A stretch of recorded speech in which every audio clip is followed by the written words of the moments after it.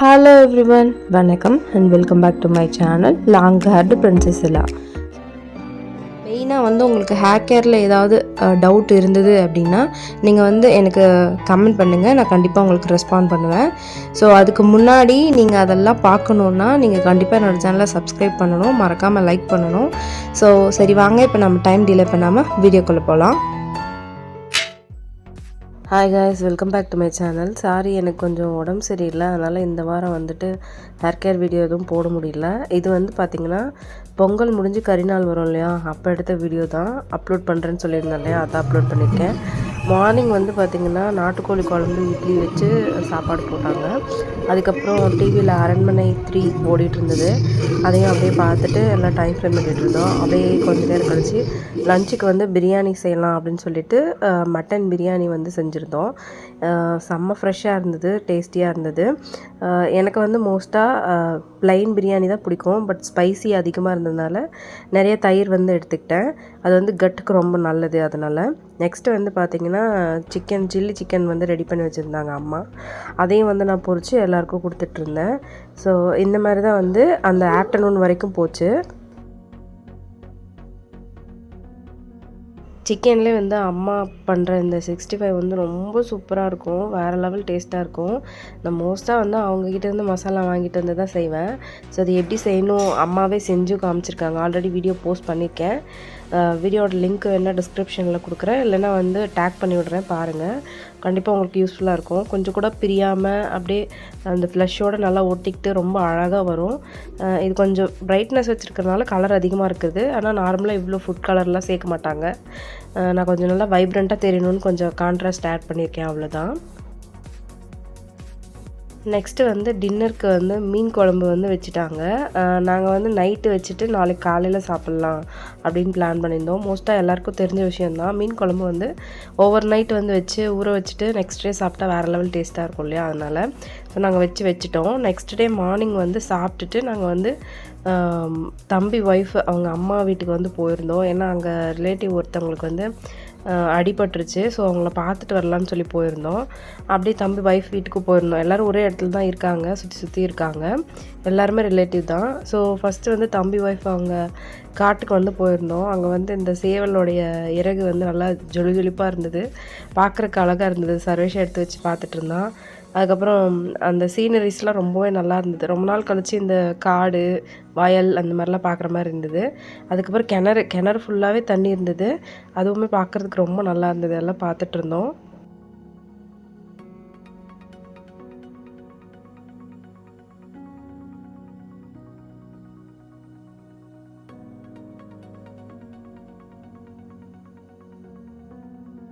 So நாங்கள் வேடிக்கை பார்த்துட்ருக்கும்போது மீன்மேல் தம்பி ஒய்ஃபு நிறைய கொய்யாப்பழம் பறிச்சுட்டு வந்திருந்தாங்க. ஸோ அதுதான் இப்போ நீங்கள் பார்த்துட்ருக்கீங்க. நான் கூட நார்மல் கொய்யாப்பழம்னு நினச்சேன், பட் ஆனால் எல்லாம் சிகப்பு கொய்யாப்பழம் தான். இருக்கிற கொய்யாப்பழத்துலேயே ரொம்ப ரொம்ப நல்லதுன்னு பார்த்தீங்கன்னா சிகப்பு கொய்யாப்பழம் தான். சிகப்பு கொய்யாப்பழத்தில் அவ்வளோ ஸ்ட்ரென்த் இருக்குது. அதுவும் இந்த மாதிரி நேச்சுரலாக நம்ம கிடைக்கும்போது இந்த மாதிரி நம்ம எடுத்துக்கிறது ரொம்ப ரொம்ப நல்லது. ஸோ நான் ஒரு 3 பழம் எடுத்து சாப்பிட்டேன். சர்வேஷாவும் சாப்பிட்டான், அவங்க அப்பாவும் சாப்பிட்டாங்க. ரொம்பவே நல்லா இருந்தது. அன்றைக்கி நாங்கள் மார்னிங் சாப்பிட்டதோட சரி, அங்கே ரீச் ஆகிறதுக்கு ஆஃப்டர்நூனுக்கு மேலே ஆகிடுச்சு. ஸோ அதனால் ஃபுட்டு மாதிரி ஆயிடுச்சு எங்களுக்கு. ரொம்பவே ஃபில்லிங்காக இருந்தது.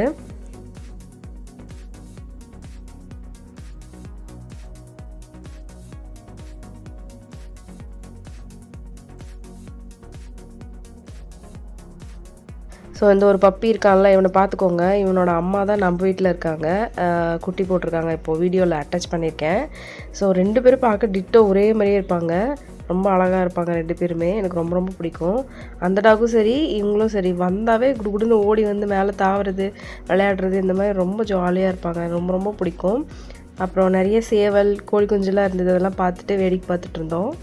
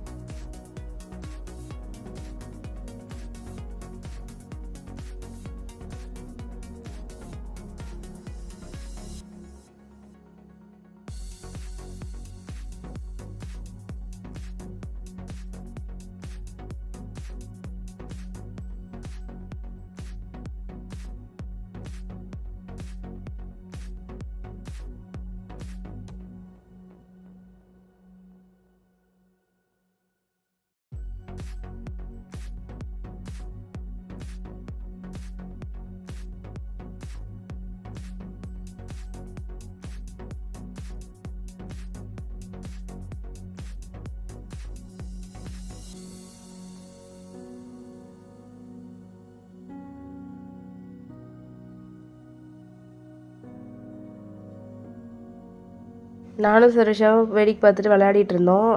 அவங்க அத்தையும், அப்பாவும் வந்துட்டு லெமன் இருக்குன்னு சொல்லிட்டு எலுமிச்சப்பழ மரத்தில லெமன் பறிச்சுட்டு இருந்தாங்க. நெறைய லெமன் பறிச்சு வச்சிருந்தாங்க. ஸோ இதான் வந்து லெமன் செடி. இங்கேருந்து தான் எப்போவுமே லெமன் வந்து ஊருக்கு குடுத்து விடுவாங்க. நல்லா பெருசு பெருசா வரும். அதுக்கப்புறம் வந்து பார்த்திங்கன்னா, இது கொடாரஞ்சின்னு சொல்லிட்டு பழம். அந்த பழம் வந்து வந்திருக்குன்னு சொல்லி காமிச்சாங்க. அதான் பார்த்துட்டுருந்தேன். ஓவரால் இந்த பிளேஸ்ல எனக்கு பிடிச்ச இடம்னு பார்த்தீங்கன்னா, இங்க தான். கீழ வயல்ல வந்து நெல் போட்டு அறுவடை பண்ணிட்டாங்களாம். இது இன்னும் அறுவடை பண்ணல. பச்சை நெல்லா வயல் சூப்பரா இருந்தது பார்க்குறதுக்கு. ரொம்ப அழகா இருந்தது. அப்படியே பேக்ரவுண்ட் சாங் மட்டும் ஒண்ணு செட் பண்ணீங்கன்னா, வேற லெவல்ல இருக்கும். ஸோ நான் ஷார்ட்ஸ்ல வேணா அப்லோட் பண்றேன். அந்த அளவுக்கு ரொம்பவே அழகா இருந்தது. எனக்கு ரொம்ப ரொம்ப பிடிச்சிருந்தது. இங்க நின்னு சில ஃபோட்டோஸ், வீடியோஸ்லாம் வந்து எடுத்துட்டு இருந்தேன்.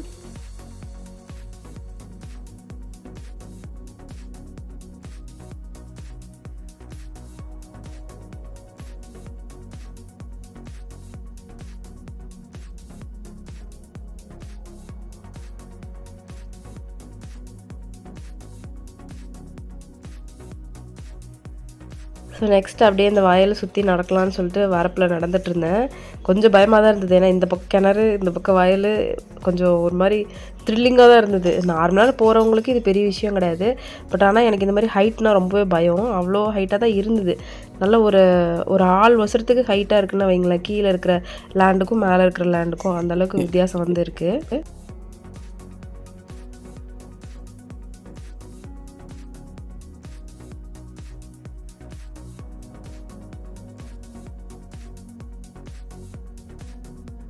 சர்வேஷாவை கூட்டிகிட்டு போய் இன்னும் கொய்யாப்பழம் பறித்து தரேன் மேலெலாம் இருக்குன்னு சொல்லிட்டு பறித்து கொடுத்துட்ருந்தாங்க தம்பி ஒய்ஃபோட அம்மா.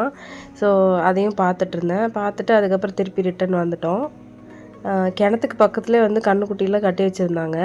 ஸோ அதில் ஒன்று வந்து ரொம்ப க்யூட்டாக அழகாக இருந்தது. அது வந்து பார்த்திங்கன்னா கிணத்துக்கு உள்ளேயே தலையை விட்டு தீவனம்லாம் சாப்பிட்டுட்டு இருந்தது. ரொம்ப ரொம்ப அழகாக இருந்தது பார்க்குறதுக்கு.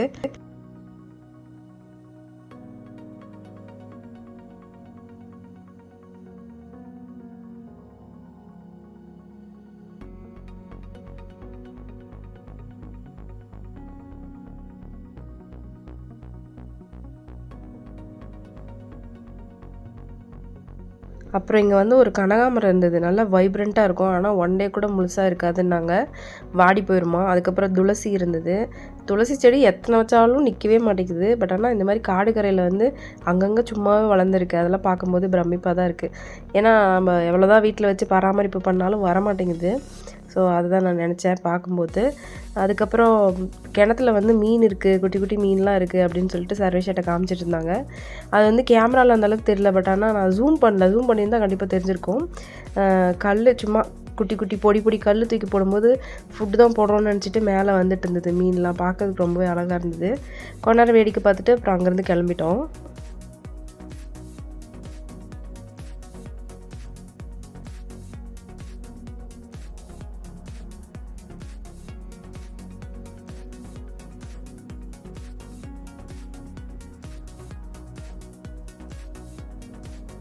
அப்புறம் இங்கே வந்து கோழி சேவல்லாம் வந்து வச்சுருந்தாங்க.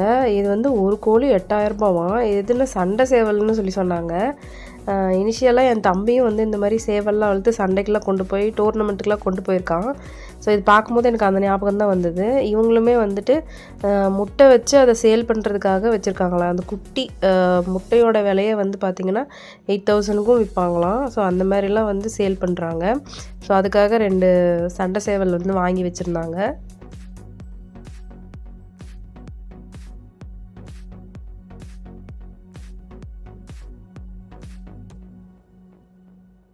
ஸோ அதையெல்லாம் பார்த்துட்டு அப்படியே அங்கேருந்து வீட்டுக்கு வந்து கிளம்பிட்டோம். நாங்கள் கிளம்பும்போது டைம் வந்து பார்த்திங்கன்னா 6:30க்கு மேலே இருக்கும் ஈவினிங்கு. பயங்கரமான சில் கிளைமேட்டு. பத்தாததுக்கு இந்த ரோட் சைடு வந்து ஒர்க்கிங்லாம் பண்ணிகிட்ருக்குறாங்க. அதனால் ரோடு வந்து ரொம்ப மோசமாக தான் இருக்குது. நார்மல் டைம்லேயே போக முடியாது. இதுக்கு முன்னாடி ஒரு தடவை மழை டைம்லலாம் வந்து ஒரு வண்டியாக நகர்ந்து போய் ரொம்ப கஷ்டப்பட்டுட்டோம். ஏன்னா 1 hour ஆகிடுச்சு அந்த ரோடு கிராஸ் பண்ணுறதுக்கு. ஸோ நல்ல வேளையாக இப்போது அந்த மாதிரி எதுவும் இல்லாத வரைக்கும் ரொம்ப சந்தோஷம். இருட்டு கட்டுறதுக்குள்ளே இந்த இடத்த விட்டு கிளம்பிடணும் அப்படின்னு சொல்லிட்டு வேகமாக வந்து போயிட்டோம். ஸோ ஃபைனலாக ஒரு வழியாக வீட்டுக்கு வந்து ரீச் ஆகிட்டோம். ரீச் ஆகும்போது தான் பார்த்தீங்கன்னா பப்பி வந்து குட்டி போட்டுருச்சு. நீங்கள் பார்த்துருந்தீங்கன்னா தெரியும், பொங்கல் வீடியோவில் வந்து இது ப்ரெக்னெண்ட்டாக இருந்தது காமிச்சிருப்பேன். அது வந்து இப்போ குட்டி போட்டுருச்சு. 6 குட்டி போட்டிருக்கு. அதுவும் என் தம்பி வந்து சொல்லிட்டு இருந்தான், என்ன நீ ஒரு தடவையும் குட்டி போடும்போது ஈக்குவலாக பண்ணுற அப்படின்ட்டு. ஈக்குவல்னால் வேறு ஒன்றும் இல்லைங்க, 3 பெண்ணும் 3 ஆண் குட்டியும் வந்து போட்டிருந்தது. அதுதான் வந்து ஈக்குவல்னு சொல்லிட்டு இருந்தான். ஸோ அதுவே ரொம்ப அழகாக ரொம்ப ரொம்ப க்யூட்டாக இருந்தது. என்னால் அதை பிடிச்சி கீழே வைக்க மனசே இல்லை. பட் ஆனால் இப்போ தான் பிறந்து கொஞ்ச நேரம் ஆகுது. அதனால் எல்லாம் க்ளீன் பண்ணிகிட்டு இருந்தது. சரி ஓகேன்னு சொல்லிட்டு தம்பி எல்லாம் க்ளீன் பண்ணி எடுத்து ப்ராப்பராக வந்து வச்சுட்டான். ஃபீடிங் பண்ணுறதுனால டிஸ்டர்ப் பண்ண வேணான்னு சொல்லிட்டு விட்டுட்டேன். அப்புறம் கொஞ்சம் கழிச்சு எடுத்து பார்த்து விளையாடிட்டு இருந்தோம்.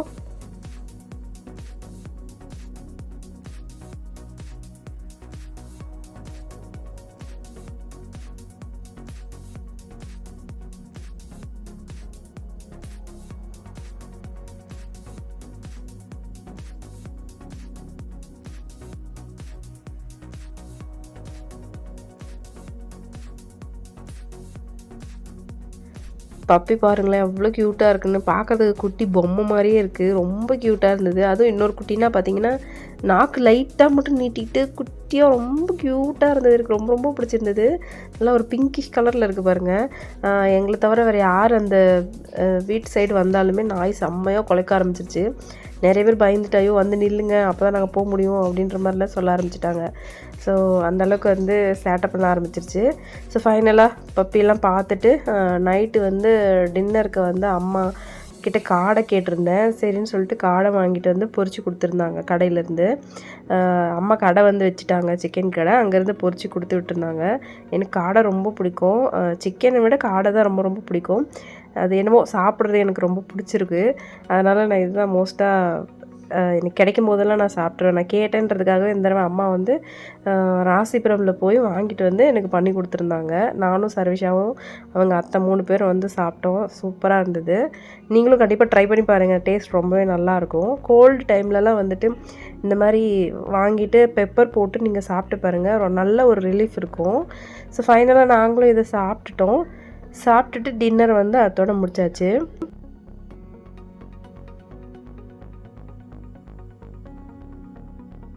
சர்வேஷர்ட் இது கொடுக்கும்போது என்னம்மா குட்டி கோழி குஞ்சு மாதிரி இருக்குது அப்படின்னு சொல்லி கேட்டான். இது கோழி குஞ்சு இல்லை சாமி, காடை அப்படின்னு சொல்லி சொன்னேன். அப்புறம் அப்படியா, எனக்கு ரொம்ப பிடிச்சிருக்குன்னு சாப்பிட ஆரம்பிச்சிட்டான். அதுக்கப்புறம் எனக்கு வந்து சிக்கனில் மெயினாக பிடிச்சது வந்து பார்த்திங்கன்னா இந்த கல்லீரல் ரொம்ப ரொம்ப பிடிக்கும். கல்லீரல் வந்து ரொம்ப ரொம்ப நல்லாயிருக்கும், டேஸ்டியாகவும் இருக்கும். நான் வந்து எனக்கு நினைவு தெரிஞ்சதுலேருந்தே கல்லீரல்னால் ஸ்பெஷலாக ஒரு பிரியம்.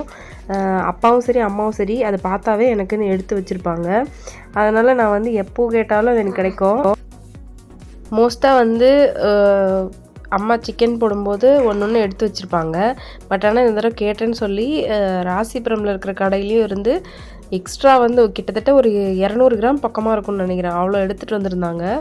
ஸோ நான் ஆசை தீர ஃபுல்லாக சாப்பிட்டேன். மண்ணீரல் கல்லீரல் இந்த 2 பேர் தான் சொல்லுவாங்க. நீங்கள் சாப்பிட்ருந்தீங்கன்னா உங்களுக்கு தெரியும், நல்லா டேஸ்டியாக இருக்கும். அண்ட் இது உடம்புக்கும் நல்லதும் கூட. ஈரலும் ரொம்ப ரொம்ப நல்லது. ஈரல் சாப்பிட்றதே இப்போ ரீசெண்ட் டைம் விட்டுட்டேன். பட் ஆனால் இது வந்து இன்னும் சாப்பிட்டுட்டு தான் இருக்கேன். எனக்கு ரொம்ப ரொம்ப பிடிச்சிருக்கு. ஸோ நைட்டு வந்து டின்னர் சாப்பிட்டுட்டு அப்படியே பிக் பாஸ் வந்து போட்டிருந்தாங்க. ஸோ அதுவும் அப்படியே பார்த்து ஒசூருக்கு வந்து ரிட்டன் கிளம்பிட்டேன். மண்டே வந்தால் கூட்டமாக இருக்காதுன்னு நினச்சேன். ஆனால் மண்டேவும் செம்ம கூட்டமாக இருந்தது. பட் அப்படியே ஒரு வழியாக எனக்குன்னு ஒரு பஸ் கிடச்சிருச்சு. அந்த பஸ்ஸில் வந்து ஏறிட்டு நானும் சர்வேஷாவும் ஒசூருக்கு வந்து கிளம்பிட்டோம்.